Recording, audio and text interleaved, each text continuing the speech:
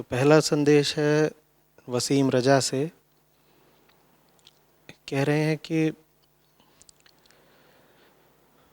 पौधों में भी तो जान होती है, पौधों में भी भावनाएं होती हैं और पौधे भी दर्द का अनुभव कर सकते हैं। तो हमें उन्हें भी तो फिर भोजन के लिए नहीं मारना चाहिए। तो कह रहे हैं कि फिर तो चाहे आप शाकाहारी हों, वीगन हों या मांसाहारी हों, एक ही बात है, क्योंकि सब जीवित प्राणियों को मार ही रहे हैं, चाहे वो जीवित प्राणी कोई जानवर हो या पौधा हो। वसीम, दो तीन बातें समझो। पहली तो ये कि जीवित होने में और चैतन्य होने में, कॉन्शियस होने में अंतर होता है। महत्व जीवन का बहुत नहीं है, महत्व चेतना का है, कॉन्शियसनेस का है। आवश्यक नहीं है कि आप जीवित हों तो आप चैतन्य माने कॉन्शियस भी हों। उदाहरण ले लो एक व्यक्ति का जो कोमा में पड़ा हुआ है, वो जीवित तो है पर उसमें चेतना बहुत कम है। चूँकि उसमें चेतना बहुत कम है, इसीलिए तुमने सुना होगा कि कह देते हैं कि वो वेजिटेबल स्टेट में है। अब समझ गए तुम कि पौधों में और जानवरों में या मनुष्यों में अंतर क्या होता है। बेशक पौधों में भी प्राण होते हैं, पर उनके पास चेतना बहुत निचले स्तर की, बहुत कम, बहुत न्यून होती है। तो आप पूछेंगे कि फिर जब कोमा में जो व्यक्ति है, वेजिटेबल स्टेट में, जिसके पास जीवन तो अभी है पर कॉन्शियसनेस नहीं है, तो उसकी देखभाल क्यों करते हैं? उसकी देखभाल इस उम्मीद में की जाती है कि एक दिन उसमें चेतना भी आ जाएगी। इसी से समझ लो कि जीवन का महत्व बस तभी है जब उस जीवन में चेतना हो। नहीं तो जीवित शरीर पड़ा रहे और अगर उसमें चेतना की कोई संभावना, कोई आशा ना बचे, तो तुम व्यक्ति को वेंटिलेटर पर भी बहुत दिन तक नहीं रखोगे।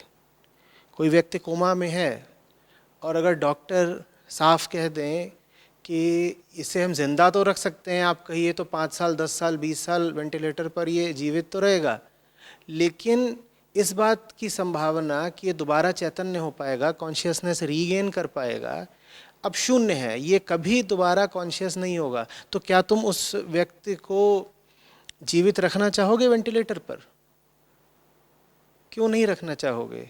इसीलिए नहीं रखना चाहोगे क्योंकि महत्व जीवन का नहीं है, महत्व चेतना का है। कोई जीवित है और उसमें चेतना नहीं बची, तो तुम उसको फिर मरे समान ही मानते हो।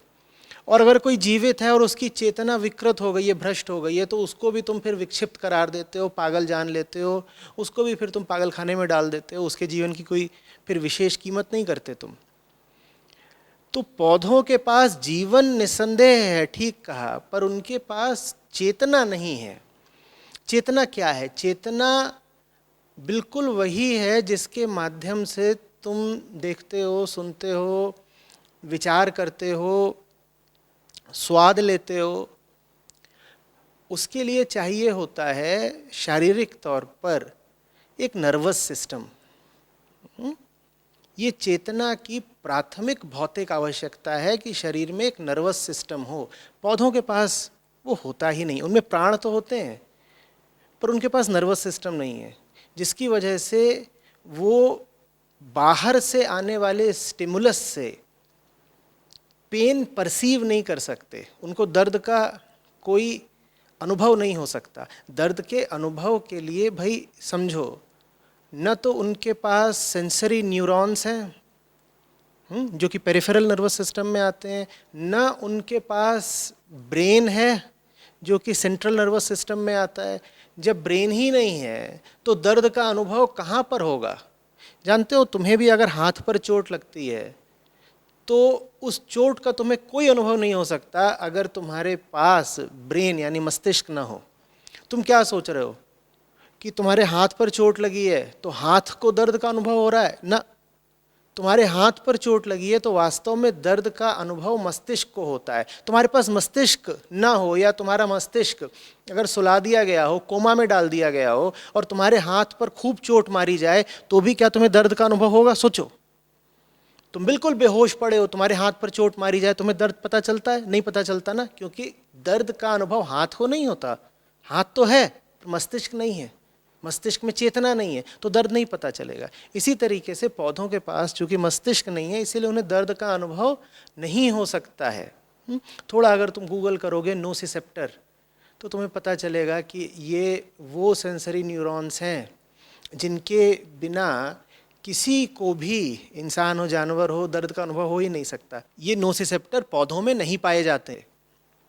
समझ में आ रही बात? तो इसीलिए जानवरों के कष्ट की दलील दे करके तुम जो साबित करना चाहते हो कि जानवर को मारना और इंसान को मारना या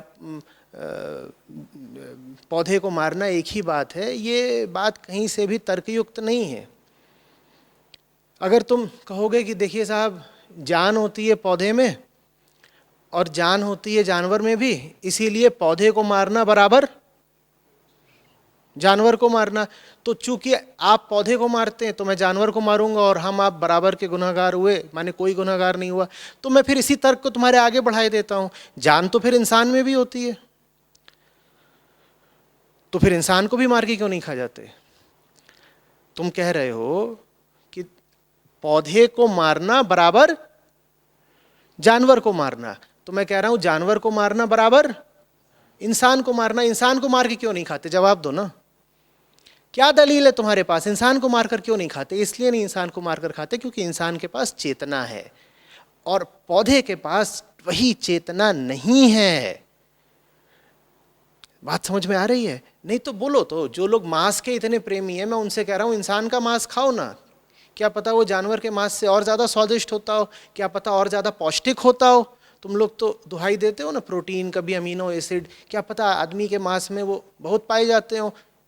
तो आदमी को मार के क्यों नहीं खा जाते? इसलिए नहीं खा जाते क्योंकि आदमी के पास चेतना है। जैसे आदमी के पास चेतना है जानवरों से ऊपर के स्तर की, उसी तरीके से जानवरों के पास चेतना है पौधों से ऊपर के स्तर की। सम्मान चेतना का होता है। एक इंसान के भीतर भी, याद रखना, उसके जीवन मात्र का सम्मान नहीं होता, हमने आज पहली बात कही है, उसकी चेतना का सम्मान होता है। कीमत किसकी है? जीवन मात्र की नहीं है, चेतना की है। यही बात तो अध्यात्म सिखाता है ना कि ऐसा जीवन जिसमें चेतना ऊंची नहीं है किस काम का जीवन है? बेकार है। इसी सिद्धांत से समझो कि पौधों में और जानवरों में क्या अंतर है। जानवर के पास पौधे की तुलना में ऊंची चेतना है, इसलिए जानवर को मारना कुछ ठीक बात नहीं हुई। फिर तुम कहोगे पौधा भी तो सूरज की तरफ झुक जाता है, कभी कभी जैसे छुई मुई होती है उसे स्पर्श करो तो पत्तियां बंद कर लेते हैं, और दिन में रात में ऐसे पौधे होते हैं जिनमें फूल खुल जाते हैं, बंद हो जाते हैं। तो ये सब बातें चेतना की निशानी नहीं है।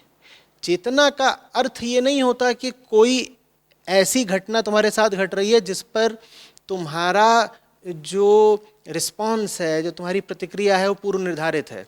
ये पहले से ही अगर तय है कि सूरज जिधर को है सूरजमुखी उधर को ही झुक जाएगा, तो ये चेतना की नहीं, जड़ता की निशानी है। चेतना का मतलब होता है चुनाव कर पाने की क्षमता।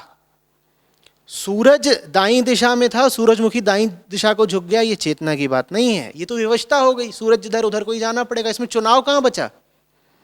समझ में आ रही है बात? रात हुई नहीं कि पौधे का फूल बंद हो गया, उसने पखुड़ियां वापस समेट ली, ये चेतना की निशानी नहीं है। हाँ, जीवन जरूर है उसमें, इससे मैं कोई इनकार नहीं करता, पर चेतना नहीं है उसके पास।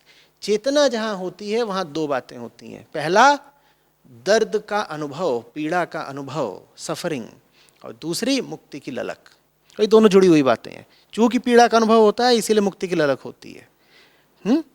तो इसलिए तुलना मत करो शाकाहार की मांसाहार से।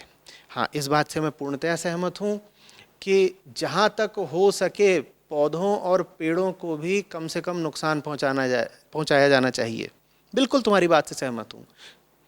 एक आदर्श व्यवस्था वो होगी जिसमें शून्य या न्यूनतम आवश्यकता होगी किसी भी पौधे को भी काट कर खाने की। पौधा समझो बहुत सारी चीज़ें तो तुम्हें खुद ही दे देता है। उदाहरण के लिए एक फल गिरा है पौधे से, पेड़ से, वो जो पेड़ या पौधा है वो चाहता है कि तुम वो फल खाओ, क्योंकि जब तुम वो फल खाते हो तो तुम्हारे माध्यम से वो बीज दूर दूर तक फैलते हैं। पेड़ उत्सुक है, वो आग्रह कर रहा है, वो तो तुमसे निवेदन कर रहा है कि कृपया मेरा फल तोड़ करके खा लो। जब तुम आम खाते हो तो उस गुठली को कहीं दूर छोड़ाते हो।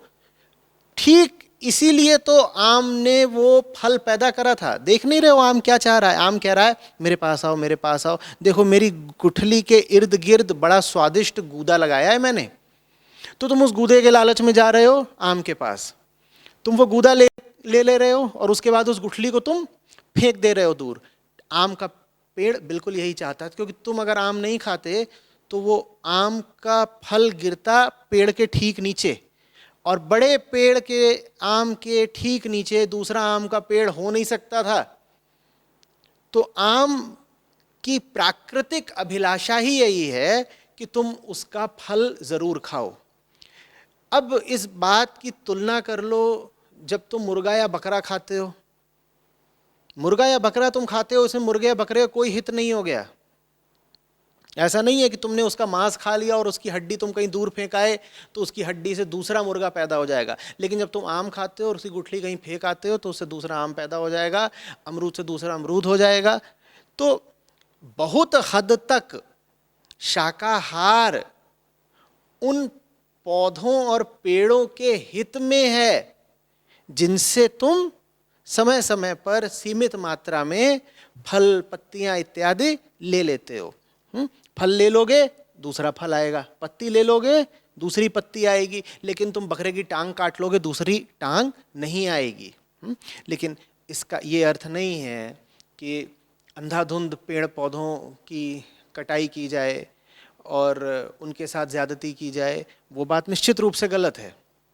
लेकिन क्या करें, उतना न्यूनतम दोहन तो प्रकृति का मनुष्य को करना ही पड़ेगा अगर उसे अपनी देह चलानी है। अगर तुम इस स्तर पर आना चाहते हो कि हमें यह भी क्यों करना पड़ता है कि हम गेहूं खाएं, चावल खाएं, तो फिर तो इसके लिए अपनी देह को ही दोष दे लो।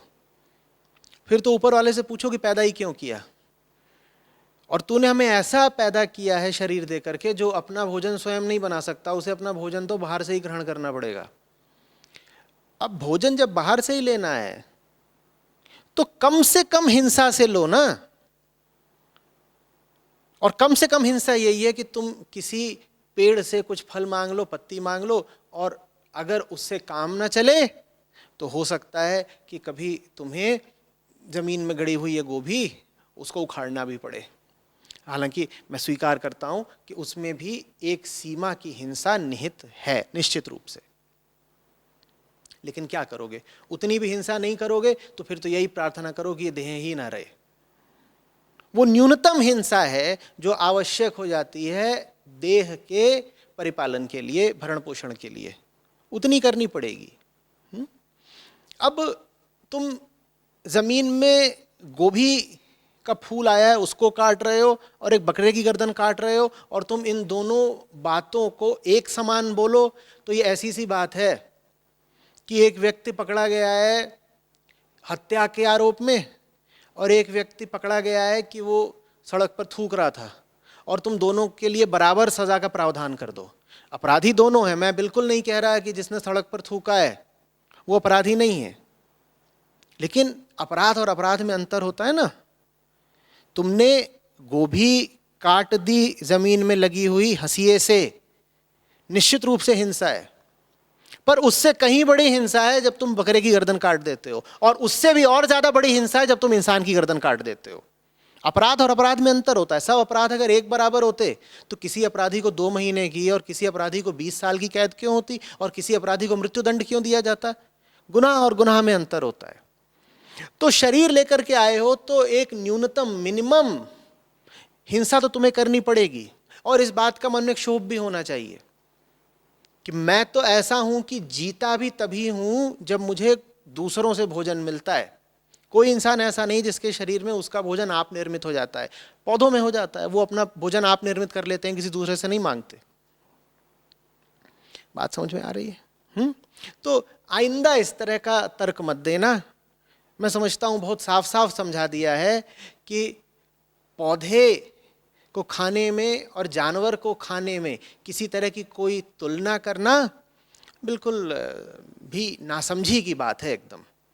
और ये तुलना तुम क्यों कर रहे हो तुम भली भांति जानते हो। ये तुलना तुम इसलिए नहीं कर रहे हो कि तुम्हें पौधों से प्यार है, ये तुलना तुम इसलिए कर रहे हो क्योंकि तुम्हारी जीभ को जानवर के मांस की हवस है। उस हवस के पक्ष में दलील देने के लिए तुम कहीं से भी तर्क उठा ले आ रहे हो, ये कोई अच्छी बात नहीं है। देवेंद्र मिश्रा हैं, कह रहे हैं अगर जीव जीव को ना खाए तो प्रकृति का संतुलन कैसे बनेगा? हर जीव अपने से छोटे जीव को खा जाता है, यही सनातन सत्य है। तो गजब कर दिया मिश्रा जी आपने। सब धर्म ग्रंथ एक तरफ, उपनिषद एक तरफ, गीता एक तरफ। वो बेचारे तो कोशिश ही करते रह गए कि हजारों श्लोकों का उपयोग करके किसी तरह से आपको सनातन सत्य की ज़रा सी झलक दे पाएँ। पर आपने तो 5-10 शब्दों में ही सनातन सत्य बिल्कुल पकड़ लिया। और क्या पकड़ा है? कह रहे हैं सनातन सत्य यही है कि हर जीव अपने से छोटे जीव को खा जाता है। ये सनातन सत्य है आपका। कहाँ देखा आपने कि हर जीव अपने से छोटे जीव को खा रहा है?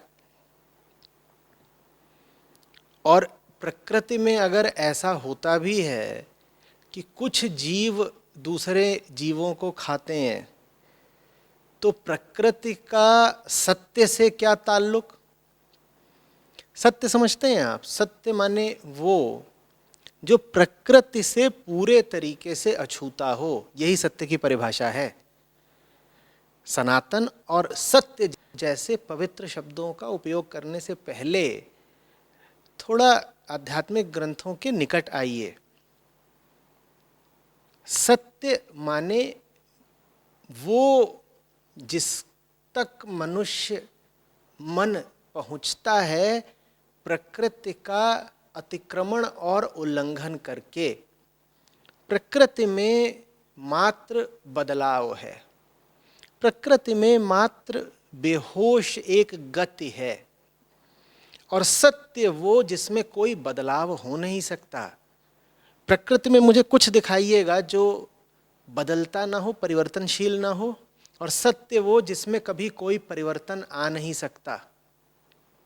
तो प्रकृति में जो कुछ हो रहा है वो सत्य कहाँ से हो गया?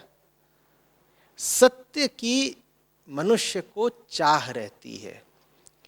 इसलिए मनुष्य कहता है कि मुझे अपनी प्राकृतिक संरचना का उल्लंघन करके, बल्कि कई बार उसके विपरीत जा करके, अपनी बेड़ियों को, अपने बंधनों को तोड़ना है। प्रकृति का ही तो दूसरा नाम माया है। वहाँ जो कुछ चल रहा है उसकी अगर आप दुहाई देने लग गए तो फिर आप प्रकृति में ही रह जाएंगे, माया के बंधनों में ही कैद रह जाएंगे। पहली बात, सब जीव दूसरे जीव को खा नहीं जाते। दूसरी बात, प्रकृति में अगर ऐसा होता भी है तो प्रकृति में होने दीजिए ना। प्रकृति में जो कुछ होता है फिर आप उससे अलग क्यों व्यवहार करते हैं बताइए? अगर प्राकृतिक ही रहना है आपको तो पूरे तरीके से प्राकृतिक रहिए, जंगल से बाहर क्यों आए? प्राकृतिक ही रहना है तो भाषाएं क्यों बोल रहे हैं, कपड़े क्यों पहन रहे हैं? प्राकृतिक ही रहना है तो स्कूल और विद्यालय और ज्ञान, इनकी आवश्यकता क्या है? प्रकृति में तो ये सब नहीं पाए जाते। प्रकृति में कोई प्राणी विवाह नहीं करता। आप क्यों करते हैं? प्रकृति में तो कोई प्राणी दांत भी नहीं मांजता, आप क्यों मांजते हैं? प्रकृति में कोई प्राणी अपने लिए किसी कृत्रिम घर का और आसन का और बिस्तर का निर्माण नहीं करता, आप क्यों करते हैं? प्रकृति में न कंप्यूटर होते हैं न मोबाइल फोन, आप क्यों करते हैं? हर तरीके से आप प्रकृति से दूर ही हैं। लेकिन जब जानवर का मांस चबाने की बात आती है तो आप कहते हैं देखो ना, प्रकृति में बड़ा शेर छोटे हिरण को मारकर खा जाता है, तो मैं भी तो प्राकृतिक हूं ना, तो मैं भी मांस खाऊंगा। शेर और भी बहुत कुछ करता है, वो आप क्यों नहीं कर रहे? बस जहां सुविधा लगी वहां से उदाहरण उठा लिया। मांस खाना है तो शेर का उदाहरण उठा लिया, और कोई कांड करना है तो देखा कि और कौन सा जानवर है जो उस तरीके के कांड करता है, उसका उदाहरण उठा लिया और कहा जब प्रकृति में ये सब होता है तो हम भी करेंगे। प्राकृतिक रूप से तो बहुत समय नहीं हुआ, सब मनुष्य बंदर ही थे। अभी भी जाकर पेड़ की डाल पर क्यों नहीं सो जाते? प्रकृति में तो कोई व्यवस्था नहीं है कि बाल काढ़े जाएं। प्रकृति में तो ऐसी कोई बात नहीं है कि बेटे को बाप की धन दौलत विरासत मिलेगी। और प्रकृति में ऐसा भी नहीं होता कि एक नर और एक मादा अग्नि के फेरे ले लें तो कोई दूसरा नर आकर के उस फिर मादा को आकर्षित नहीं करेगा। प्रकृति में नियम, कायदा, न्यायालय, पुलिस, कानून व्यवस्था कुछ नहीं होते। पूरे तरीके से फिर प्राकृतिक होकर रही है ना। बीच बीच में अपनी सुविधा अनुसार प्रकृति की बात मत उठाइए। और ये तो दोबारा कर ही मत दीजिएगा कि जंगल में जो कुछ हो रहा है उसको आप सनातन सत्य बोल दें। जंगल में जो कुछ हो रहा है उसमें मन को कहीं से मुक्ति नहीं मिलने वाली। आदमी इसीलिए जंगल छोड़कर बाहर आया था। जंगल में जो कुछ हो रहा था आदमी को उसी में संतुष्टि तृप्ति मिल रही होती तो हम जंगल छोड़ के बाहर क्यों आते? हम जंगल छोड़कर इसलिए बाहर आए हैं क्योंकि हमारे पास एक चेतना है जो प्रकृति में माने जंगल में चैन नहीं पाती, उसे प्रकृति से आगे का कुछ चाहिए। हाँ, बस दुर्भाग्य ये हो गया है कि जंगल से बाहर आकर जो हमें आगे का चाहिए उसकी जगह हम किन्हीं और लालचों में और झंझटों में फंस गए हैं। पर मूलतः हम प्रकृति से बाहर इसीलिए आए क्योंकि प्राकृतिक व्यवस्था काफ़ी नहीं है इंसान के मन को तृप्ति देने के लिए। उसे आगे का कुछ चाहिए, बियॉन्ड का, प्रकृति से अतीत कुछ। बार बार प्रकृति की दुहाई न दे। परमजीत सिंह हैं, कह रहे हैं कि मोहम्मद कहते हैं ज़मीन के भीतर और ज़मीन के ऊपर सब कुछ खता है। नानक कहते हैं एक नूर से सब जग उपजा। कृष्ण कहते हैं सर्वधर्म परित्यज्य मामेकम शरणम व्रज। 100 साल से वैज्ञानिक कहते हैं कि मटीरियल नहीं है, ये सारा दृश्य एक ही सत्य से बना है। तो फिर क्या वेज और क्या नॉन वेज? वाह परमजीत जी, खूब ज्ञान बताया आपने। आप कह रहे हैं कि बहुत ज्ञानी और मुक्त पुरुष बता गए हैं कि जितना भेद संसार में दिखाई देता है वो सब मिथ्या है। ये सब कुछ किसी एक सत्य का ही विस्तार है। तो ये जितनी विविधता दिखाई दे रही है इसका कोई अर्थ नहीं है, ऐसा कह रहे हैं परमजीत। और फिर कह रहे हैं कि विज्ञान भी यही बोल रहा है कि ये जितना आपको डाइवर्स मटेरियल दिखाई देता है ना, विविध प्रकार के पदार्थ दिखाई देते हैं, इन सब के मूल में एक ही ऊर्जा है। तो परमजीत कह रहे हैं कि देखिए ये सब एक ही तो है। अध्यात्म ने भी ऐसा ही बताया है और विज्ञान भी यही कह रहा है कि सब एक है। जब सब एक है तो क्या पौधा, क्या जानवर, क्यों हम भेद कर रहे हैं? हमें बिल्कुल पक्षपात नहीं करना चाहिए। जैसे हम पौधों को खाते हैं ठीक वैसे ही हमें जानवरों को खा लेना चाहिए। किसी तरीके का हमें इसमें कोई पक्षपातपूर्ण रवैया नहीं रखना चाहिए, क्योंकि ले देकर सब कुछ एक ही है, मिथ्या ही है। इसे कहते हैं अध्यात्म का भरपूर दुरुपयोग। तो आप कह रहे हैं कि जितना दुनिया में भेद है, जितनी अलग अलग चीज़ें हैं, वो सब एक ही हैं। वो सब जब दुनिया की चीज़ें एक ही हैं तो क्यों अपने घर को अपना घर बोलते हो परमजीत? अरे भाई, एक नूर से सब उपजा। सड़क और बिस्तर में कोई अंतर ही नहीं होना चाहिए। आज की रात सड़क पर सोना, क्यों अपने परिवार को अपना परिवार बोलते हो? जब सब कुछ एक ही है, किन्हीं भी दो चीजों में कोई अंतर ही नहीं है, तो जो सड़क चलता बच्चा है वो भी तुम्हारा बेटा हुआ, और सड़क चलती जो स्त्री है वो तुम्हारी पत्नी जैसी हुई। और किसी व्यक्ति की पत्नी या पति उसके अपने विशिष्ट खास व्यक्तिगत पति या पत्नी नहीं हुए, क्योंकि सब एक ही है तुम्हारे अनुसार। जब सब एक ही है तो कुछ चीजों को अपना क्यों बोलते हो? और जिन चीजों को अपना बोलते हो वहां तो बड़ा ममत्व उमड़ आता है।